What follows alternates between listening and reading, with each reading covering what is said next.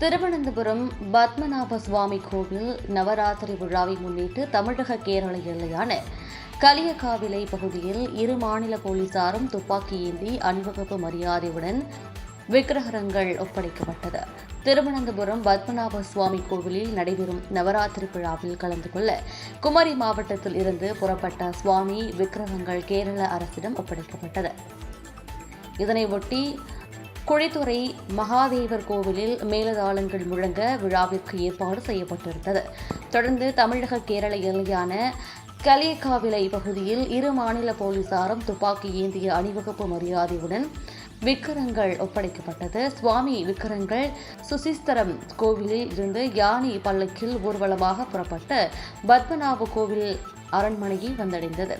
வழிநெடுங்கிலும் பக்தர்கள் திரண்டு பூஜைகள் செய்து ஊர்வலத்தை வரவேற்றனர்.